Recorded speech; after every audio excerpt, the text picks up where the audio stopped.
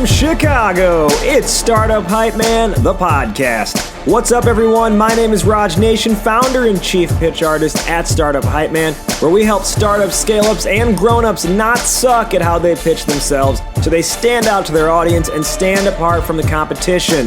This podcast is all about bringing you the hearts, the minds, and the stories of leaders in the startup ecosystem, talking through the strategies they have deployed in order to build and grow their companies. And it's officially season 17 of the show, and all season long we've got a special treat for you, bringing you guests exclusively from the Startup Hypeman client portfolio, giving you a piece of their journey. Before we begin, if you're not a subscriber yet, go ahead and hit the subscribe button. And remember, you can catch all the episodes from our 17 season archive and learn how to pitch your startup at startuphypeman.com. All right, get your popcorn ready and get hyped because it's go time.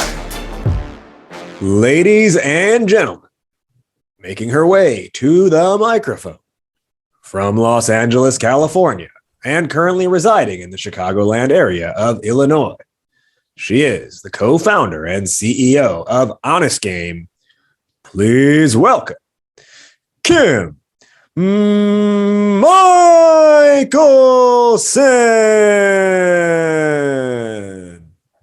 Thanks for having me. Love that intro. Play that anytime you walk into a meeting now. Awesome. Like I mentioned, she is Kim Michelson, CEO and co-founder of HonestGame. All this season on Startup Hypeman, the podcast, we are featuring guests who are all just from the Startup Hypeman client portfolio, both past and present. I had the honor and opportunity to work with HonestGame very early on.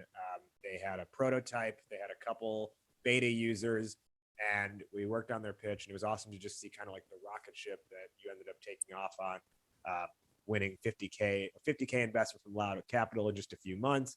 And then that paved the way towards a $2 million raise over the next year. And the growth of the company has just been amazing, not only in capital raise, but also you've been able to grow revenue 188% year over year. You've grown to 14 employees. You were named one of the top 10 fastest growing startups in Chicago. And you've formed some really valuable and unique partnerships, from everyone to the Chicago Bulls to Huddle and so many others. So HonestGame is just on an amazing trajectory. The company itself is all about bringing academic eligibility to high school students everywhere, helping them make sure that when if they want to play a sport in college, they are not declined because they randomly found out last minute that their GPA was just like 0.2 off, or that the class that they took actually doesn't qualify based on the NCAA's coding system. So HonestGame is making sure that everyone has real-time eligibility updates so they know what they need to do in their own academic situation before it's too late. And there's a whole lot baked into that in like the ability to bring equity to underserved communities as well. So we're going to learn a whole lot more about HonestGame, but our topic today is something we haven't really ever covered on this show. And it's about like operations, specifically minimizing the chaos of startup life. Kim, once again, welcome to the show. Why is this on your mind? Why is this important to you?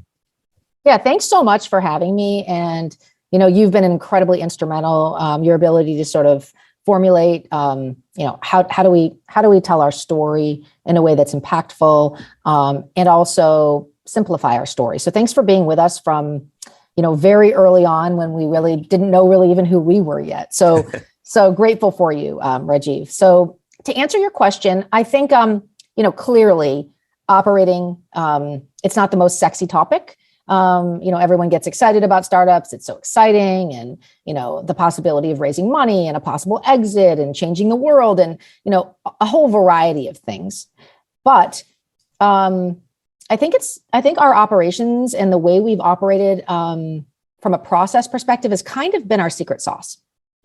So I thought that it was important to share that, hopefully with your audience and other founders sort of wondering, it sounds good that we've grown so much. Even our high school sales have grown, over 600% year over year. And that's one of our key demographics. But I think it's important to understand that, that sounds really good, but what does it take to get there?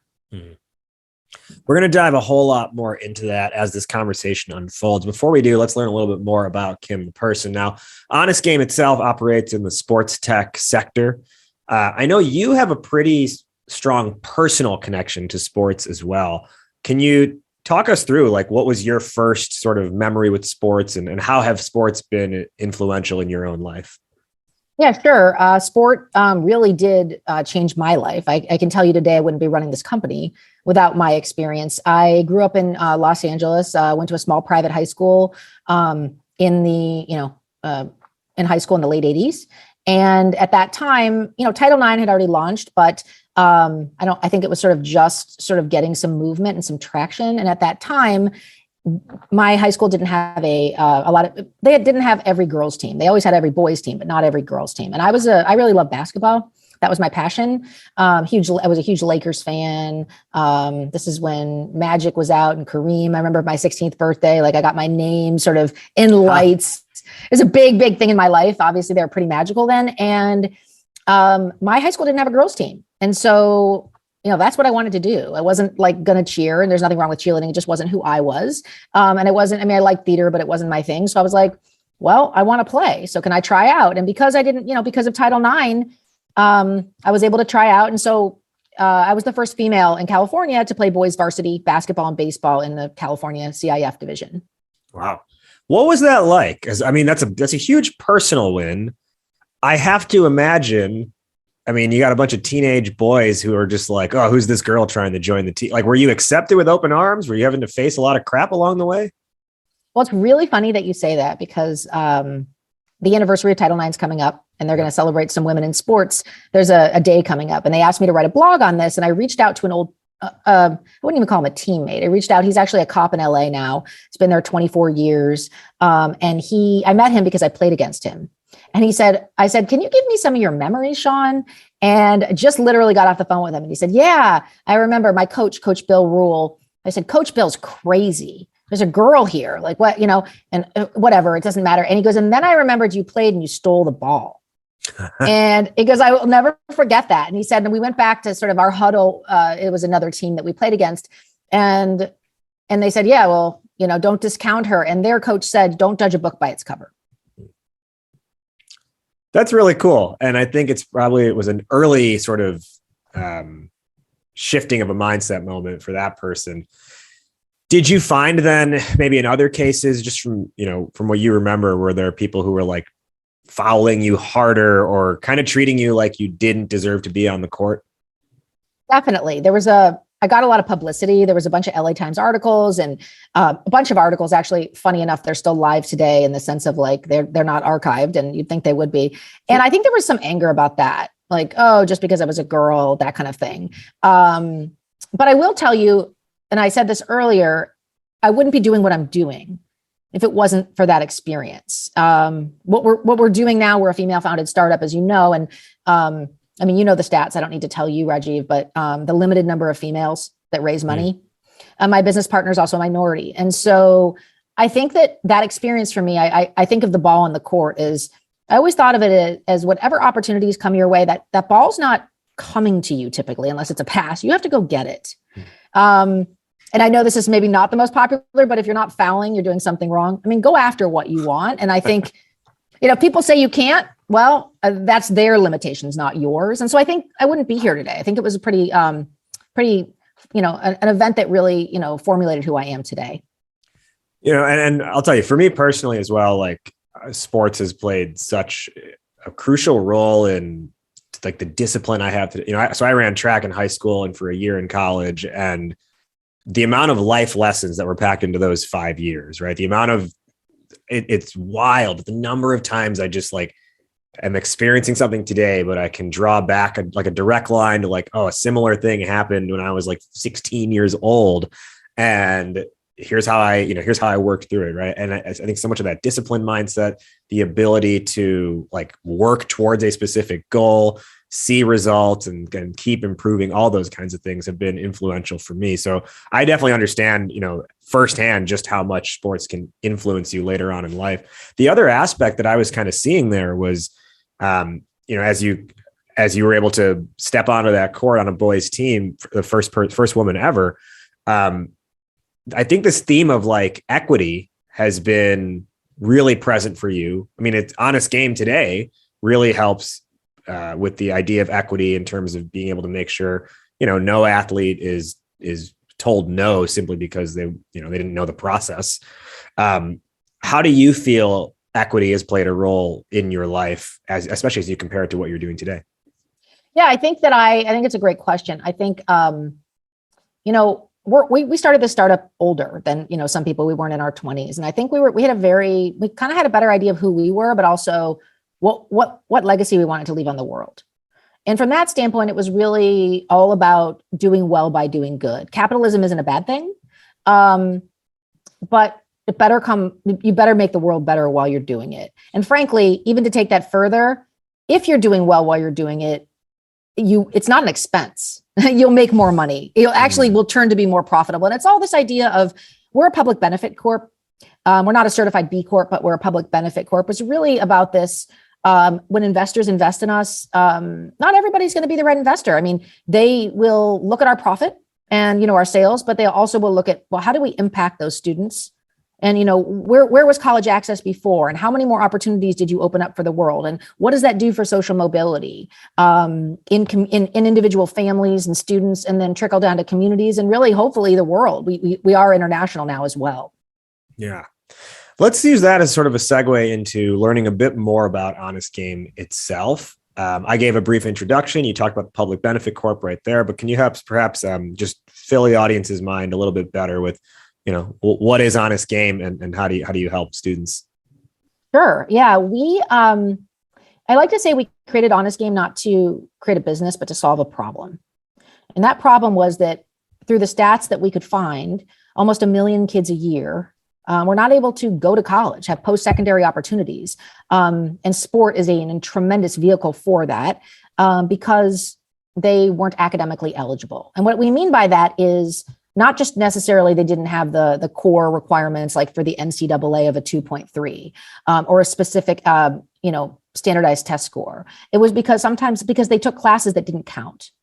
That the NCAA, will only accredit certain classes at every high school. They vary from high school to high school, and classes sometimes you think would be approved. Oh, that meets my English credits, or that meets my math credits, don't count. And so because of this, there were so many kids who couldn't afford college. I said almost 1 million a year that weren't able to go and take part of those opportunities, beside the positive attributes of sport. And in any under-resourced community, when you talk about equity, the numbers are really staggering. It's almost 50%, 1 in every 2 kids. And in our country, I think, our schools, we've seen this during COVID. I mean, it's been so chaotic and virtual learning. But we also have seen that there's a lot on their plates, a lot on counselors' plates, a lot on high school athletic directors' plates. There's a lot on all school administrators. And in particular, in our country, 1 in 5 kids in our country doesn't have a counselor. And the average caseload of average counselor is over 400 kids. And when you look at that, now those counselors who barely have enough time to service what they do have to be, we entrust them in our country to be academic eligibility experts, because the rules are very different.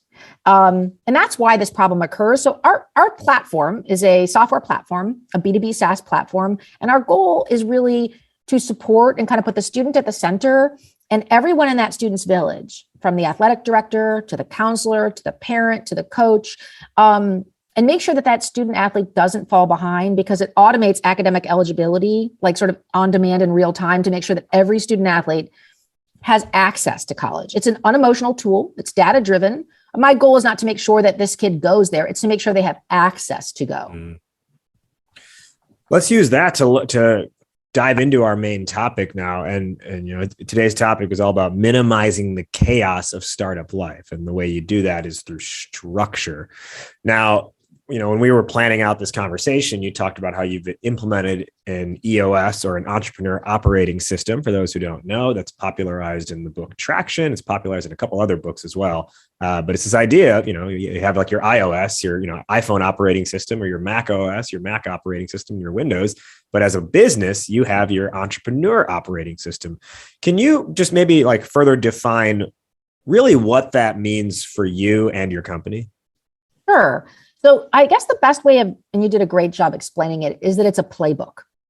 I think that's the best way of explaining it. So we have the entire team all working virtually, doing different roles. And by using EOS, we make sure that we're all aligned and rowing in the right direction. Otherwise, if we have somebody doing one thing and somebody else doing another, it's really hard to measure success and to really have goals and outcomes.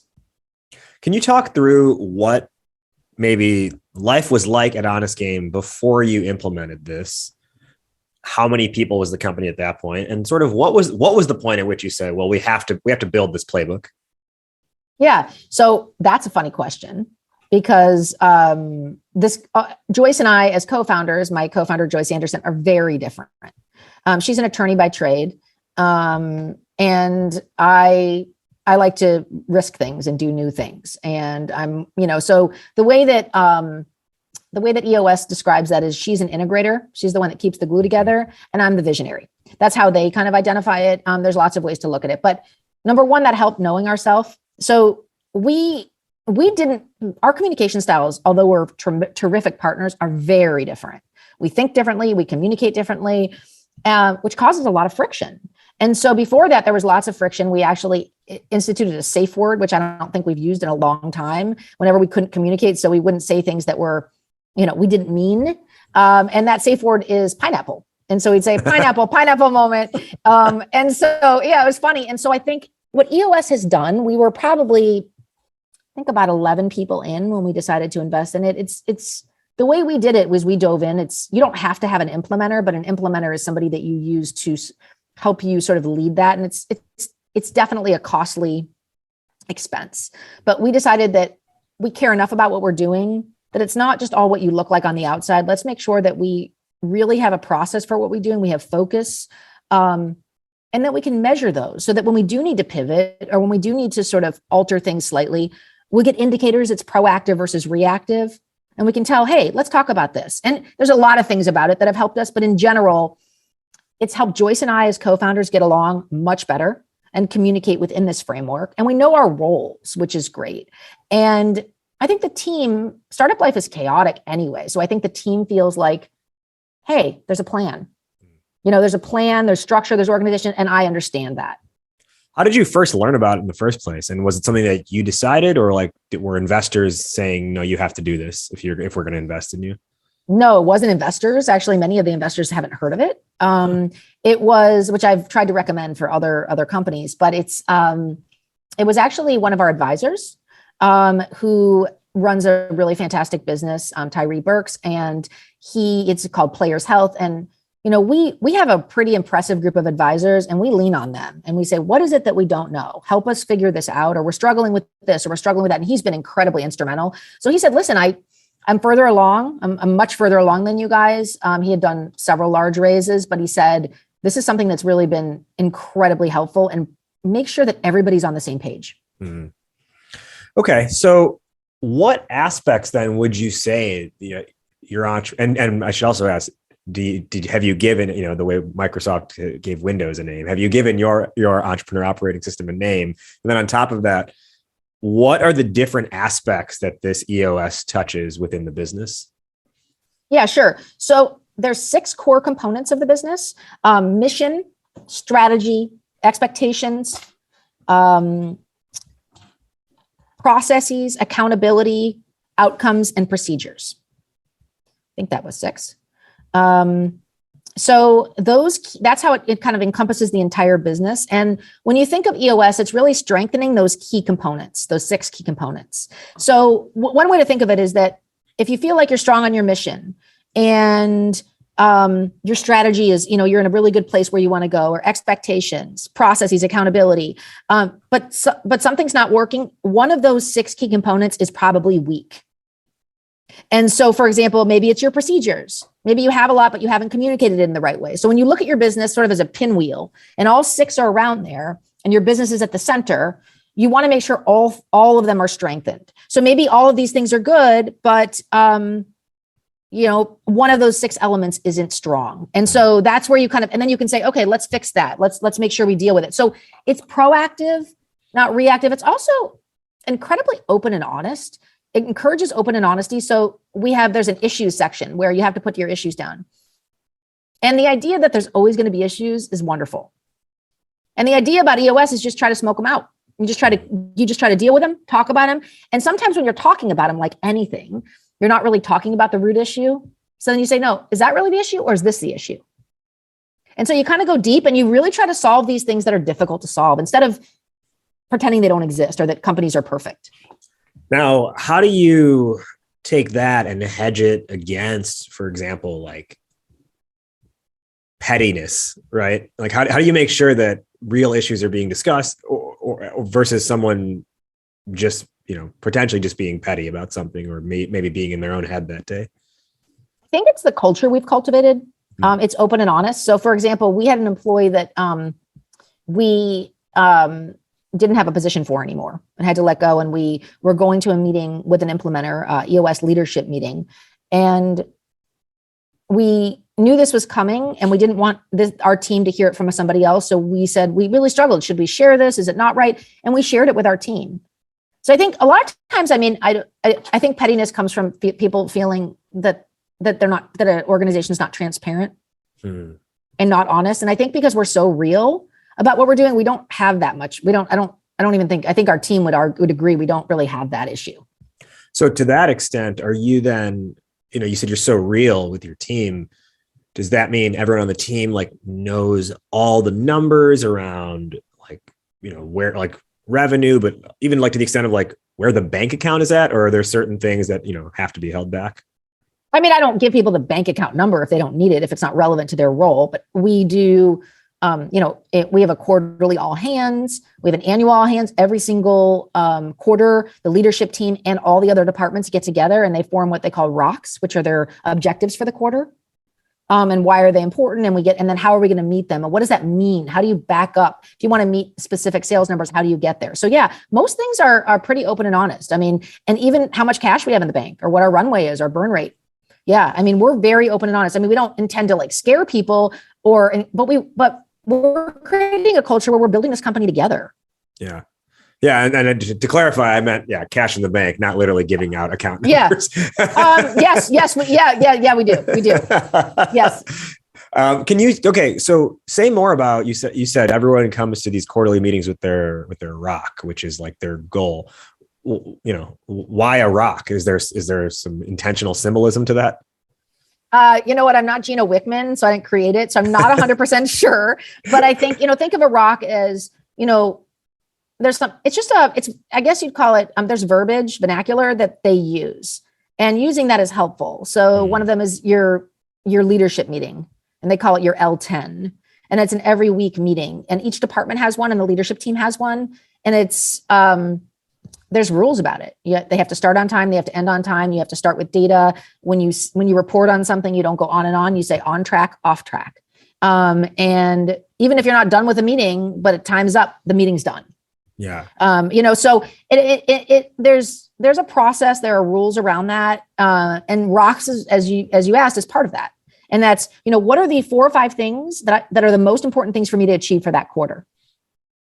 The on track, off track thing you meant, you very casually said it, but I think it's very important.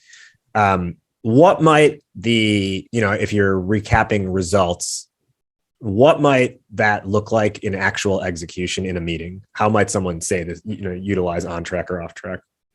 So usually there's somebody leading the meeting and then somebody else running the accountability software or the operating system. And as we're doing that, we've agreed as a team, we've all aligned. Yes, I agree. You agree, Rajiv. We've all agreed that whatever that metric is earlier on in the quarterly planning, that is it. So, and then we have a data component also as well that says, what should our churn rate be? Or, what's our ARR, whatever that may be. And those are things that we track, certain things we track weekly, monthly, annually, and quarterly, of course. And so if it's your turn, Rajiv, and you're handling marketing for the company or communications for the company, you have certain metrics that you have thought are the most important that you've gotten alignment with the rest of the team. So if you report on them and they're not on track, you're not going to go on and say, well, it's not on track because last week schools were closed and then they were closed because it was COVID. And then that isn't, you can share that later if it becomes an issue, but really your goal is to say this part of the business, this metric I am tracking is they're on track or off track. If it needs further discussion, you move it to the issues list. It's called IDS. It's the issues list. Interesting. Okay. So you just basically report yes or no. It's very binary up front. And then if it merits discussion, it's a separate part of the conversation, but you're not taking time away right there. Right. And then when you say a separate part of the conversation, it gets added to this issues list. And the issues list, as you can imagine, can be quite long. So then you take some time and you say at the beginning of the meeting and also typically before the meeting to look at what are the most important issues you want to talk about, because you can't talk about everything. Sometimes you might talk about one big issue the entire time. And that doesn't mean it's not successful. It probably is successful. It means that it was the most pressing issue to talk about. What do you do then? Because you said, your meetings start and end on time. What do you do then if something still needs to be discussed and, your meeting was supposed to end at 11 and it's 10:59 and you still have some more to go? There's always more to go. There's always more to go. But as a team, aligning that leadership team or that department, everybody was aligned that these three things that were going to be what they were talked about. So it's not that it's not important. It just wasn't the most pressing thing. And if it needs to be handled, it can be handled on the side. I mean, the idea is that most of the things happen or should happen during your leadership meeting. But sometimes you're during your L10 for the week. Sometimes though, you do have to have off meetings just because something comes up. What's really like what I'm hearing a lot of, and I mean this in a good way, is like it's this commitment to being like ruthless about the structure, not ruthless with each other, but the fact that there is this predefined structure that everyone has essentially put their hand in to say, yes, I'm committed to this. And so then everyone has agreed that, we're not going to be beholden to like individual opinions of how things should be run. It's like the structure is what prevails. And so everyone just has to live up to that. Is that kind of on point?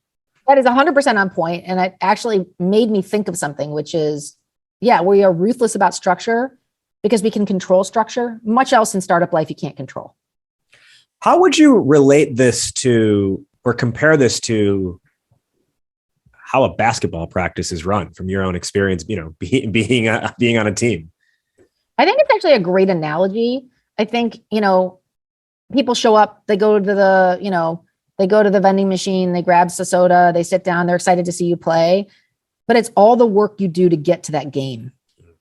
The raise is the raise. That's not the work. It takes work, but it's what you've done to get up to that raise. And I know it sounds like it's not the most sexy thing, but as I said on the beginning, it's the secret sauce. Yeah. We're going to continue this conversation a little bit more, and I want to talk more about this idea of like the rule setting and beyond. But before we do that, let's just take a quick sidebar and talk about a better way that you can be measuring your website analytics. And I want to know, listeners, if you've been using Google Analytics, are you down with it? Like, do you love it? Are you so on it? Or are you like, this is really effing frustrating?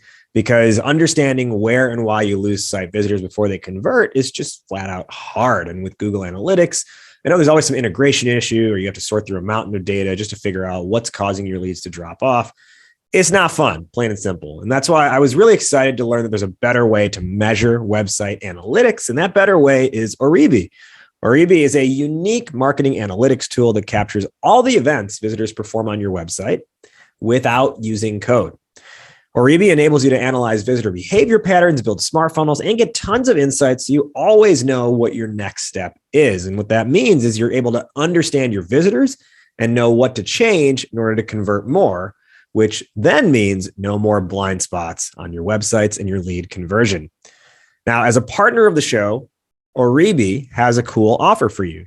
So you can start your free trial today by going to oribi.io/today. That's ORIBI.io/today.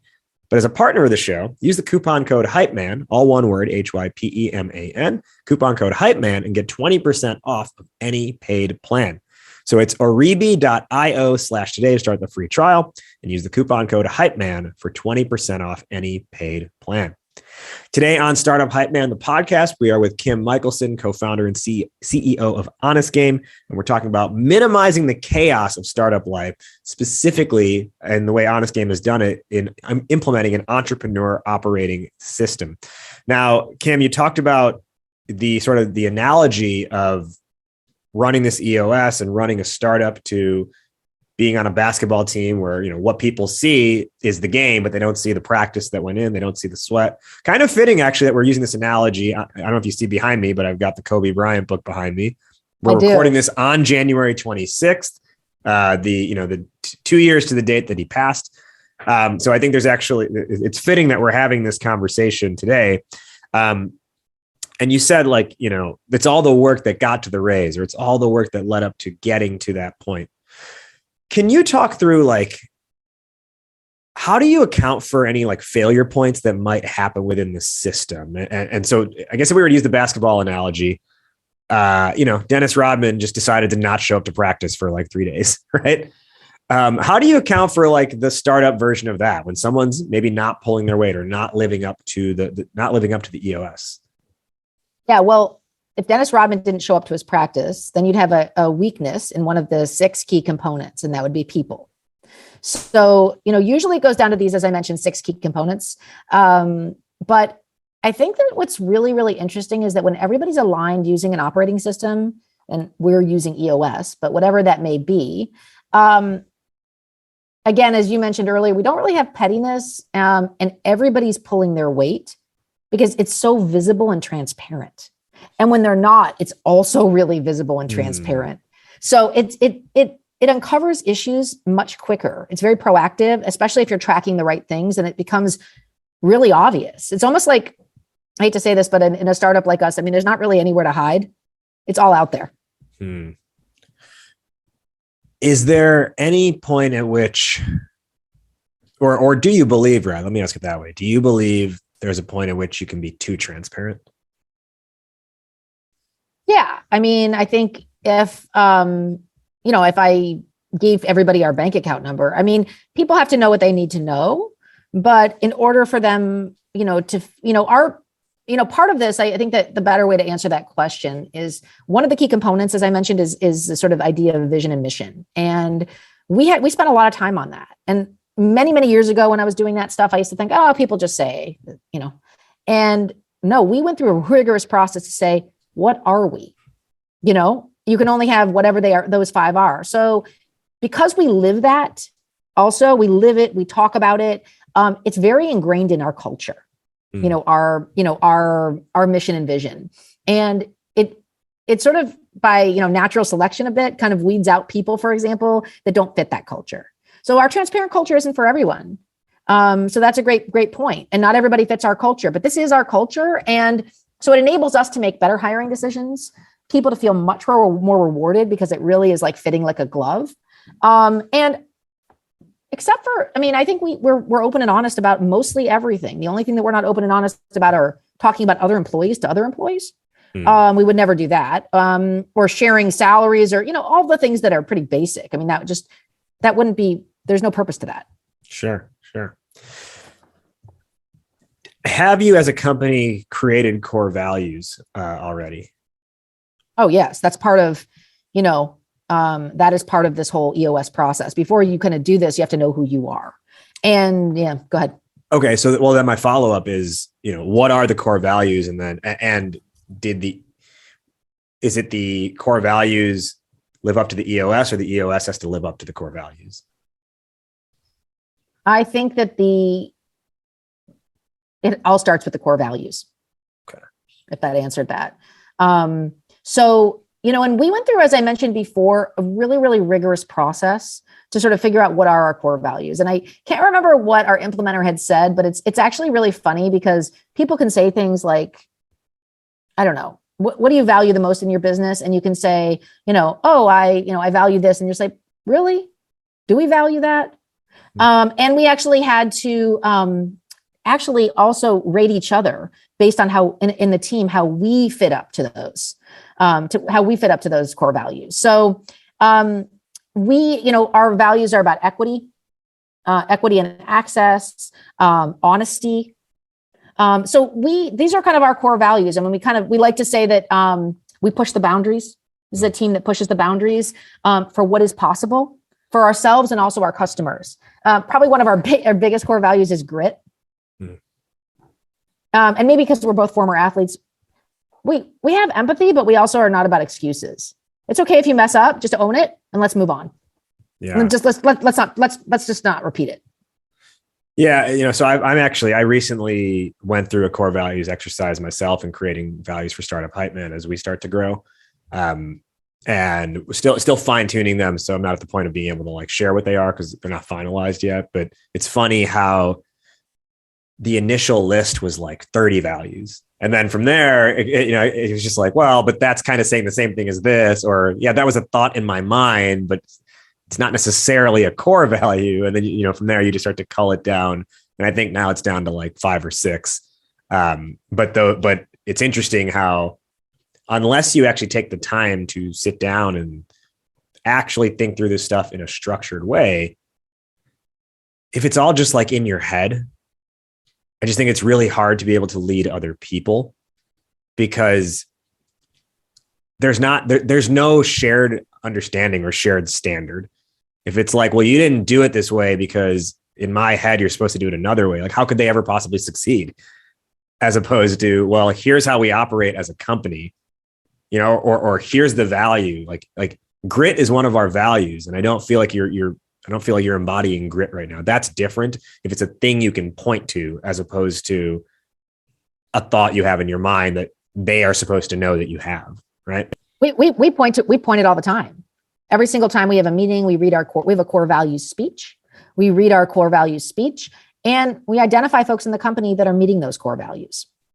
And I mean, the best way that I could describe it, kind of like how you said, is, do you remember when you were a kid and you played the game telephone? Mm-hmm. And the funny part about that game is that you create a message, funny or not, and by the time it gets around the circle, it's a different message. So I think of that when I think of our core values. I mean, you can't just assume that the person in the middle is going to hear it. You have to deliver it. You have to be clear. You have to be concise. You have to be honest, because our employees are smart. If you sort of say, like, I have this core value, but it doesn't really embody you or the culture that you're creating, like transparency, but it's a company that's not transparent, really. That's not going to do anything for you. It's not going to do buy-in. So you really have to live it and own it and kind of wear it like a pair of jeans. Yeah. And call yourself out and have others call you out, and you call others out when you're not living up to it. It's a creed. Well, I like that comparison to the pair of jeans. Having said that, is an entrepreneur operating system, jeans get worn in, right, over time. Is your EOS designed to be something that is created and set in stone, or is there room to make modifications along the way? Yeah, I mean, you make them every quarter when you create your rocks. So there are new rocks. For example, we were really focusing deeply on four-year colleges. And now we think, there is definitely a value prop there, but it's actually stronger with 2-year colleges. So now our rocks will move there. So no, I mean, I want to be really clear about it. It helps provide structure. As a startup, just by nature, there's, you have to be flexible. And that's sort of like the antithesis of that. So I think we're trying to put some structure in, but there's always going to be, I think we're always going to be learning. Yeah. But even that notion of being flexible, right? In order to be flexible, there has to be some origin point, right? Like if you think of like a ruler and it bends back and forth, even like a flexi ruler, it can bend more back and forth, but there's some sort of like center of gravity within that, something that it's moving off of. And that's what I think you're getting at here, as opposed to if everything is just kind of happening and there's no real center of gravity amidst all of this, you may think you're flexible, but really what you're doing is, I don't know, I guess you're just running around aimlessly. You may think you're flexible, but you're aimless. You're working hard, not necessarily smart. And do you feel that this has helped? One of the biggest things that happens, and especially in the first maybe 3 to 5 years of a startup, is lots of pivots. Has this helped guide pivoting or reduce the amount of pivoting? Yes. So how I like to think of a startup, and I know they use the word pivot. For us, I think that's probably an extreme word. I mean, I think of it as a sailboat. So when you're on a sailboat and you have you have to continually adjust the sail because you don't know where the wind's coming. So they're little fractions of moves. They're not necessarily wild moves from one. I mean, it could be if it's a massive storm, and so, yeah, I guess COVID could have been that way for us, but it wasn't, considering a massive storm. But I think of it as like little small fractions of movement and then you're looking at them. And so I view it more like that. Not that there's, I just think pivot is a word we all use, but I think it's also, there's an old saying, and I'm gonna say it wrong because I always get these things wrong. But do you remember that old story? It was like a story about a storm, and there was all these like not seashells, but like clams that kind of went up on the water. And yeah, Castaway starring Tom Hanks. Oh my God, that's hilarious. Right. Okay. So picture Castaway then. Picture Castaway, and all of a sudden you're looking at it and going, oh my God, if I don't throw that clam in or mussel in, it's going to die. But then you're looking all of a sudden down the beach and you say, but there's 5 million of them. Is it really going to make a difference? But you're like, yeah, it made a difference to that one. So I think when you think of those little pivots, those little things might seem little, but they add up. And that's what real progress is. And progress, we know, is not linear. It's a process. It's a journey. I have one more question here before we begin our wrap up. So, the company has been growing really well. Again, you're one of the top 10 fastest growing startups in Chicago over the last year. I expect that growth, that pace of growth to continue, perhaps even accelerate more. How do you see your EOS continuing to serve this company as you grow and scale? Yeah, no, that's a really good question. I think it's, we started with an implementer, which is really, really costly. It's somebody who's trained to implement, but it's very costly, especially in a startup budget. And so I think we did about 5 or 6 sessions with this implementer. And now we feel like we're skilled enough to lead it on our own. So I think, I don't see it going away. I just think that we feel more confident in being able to lead and manage that process, and be able to roll it out to new team members. Let's begin our wrap up now. First off, where can our listeners find you, Kim, and learn more about you and learn more about Honest Game? Yeah, you can check out honestgame.com, www.honestgame.com to learn more. And okay, and if you want to go to our social media channels, you can say it's at Honest Game Cares. No, it was fine. I literally didn't know if you were like, if that was the end of the sentence. You want to know what? I wasn't sure either. There you go. Kim, who is one person who you want to shout out today? It could be a colleague, an employee, a mentor, an advisor, anybody who's helped you on your journey. I think the one person I'll shout out today is the person that introduced us to EOS, Tyree Burks. So do a shout out to him. He's amazing. And he's the one that his company is called Players Health. I'm sure you can find it online at probably www.playershealth.com, but he's been instrumental. And I also want to do a shout out to him because I think as an entrepreneur, you got to help others. And so I think he's taught us, and now we're mentoring other companies. And I think that's wonderful. Let's now do our final lessons and takeaways from this conversation. So I'll go first, then I'll toss it to you. Our top 1 or 2 lessons or takeaways. Our topic today was minimizing the chaos of startup life. Now, obviously, everything was built within the confines of talking about having an operating system as a company. To me, I think the biggest thing that came out of this conversation for me was it's the idea of transparency, but being transparent with yourself first. In the sense of knowing what your tendencies are, and because you're aware of that, being able to create a system that either plays to the good things, but helps you from falling victim to the bad tendencies that you might have, and then that'll help as you grow a team to really have some good structure. Kim, top 1 or 2 lessons or takeaways for the listeners? Number 1 lesson takeaway was that you haven't done a topic like this. And I think that there's things that entrepreneurs want to talk about that seem fun. And as I've said, the word sexy. And this isn't the most fun, but it's probably one of the most critical to moving your business, making sure that you're not part of that 90% of startups that fail. And so I think that it's important. And if you want to be an entrepreneur, do the work. And don't be afraid to invest in that stuff. It's kind of like your water heater. It's not so exciting, but like you'd rather do siding on your house, but you need the water heater. And so just invest in the right things. And, there's a lot of hype, but if you do the right things, I think your chance of success is much higher.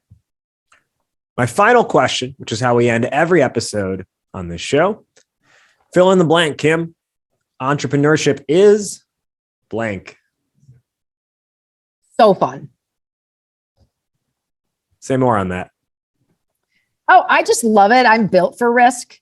I love innovation. I tell my co-founder a lot, if there's not enough innovation, if I do 10 ideas, probably one or two might be really, really, really big ideas. The other two, the other 8 that I still created might not be great, but I love innovation so much. It's what makes our world go around. It's what brings us interconnected from a global perspective. It's what, how anything important ever got changed and created. And so I feel really lucky and blessed I can do this and do my part to hopefully not only for my own legacy, but hopefully to change the lives of millions of students. I'm grateful I get to do this. And I think entrepreneurship is I think anybody who goes for it and tries, I'm super proud of them and it's so honorable. She is Kim Michelson, co-founder and CEO of HonestGame. Kim, thank you so much for joining today on Startup Hypeman, the podcast. Thanks for having me. That does it for this week's episode. Thank you so much for listening. If you liked what you heard, go ahead and leave a rating and review in your podcast app, or do us one better. Hit the share button. Send this episode to one friend who you think needs to hear it. While you're on your way out, don't forget to follow Startup Hypeman on Instagram and LinkedIn at Startup Hypeman.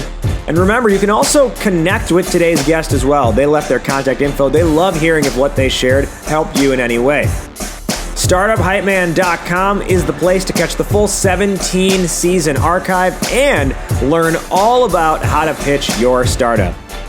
We'll see you next week, but until then, stay hyped. Raj Nation out.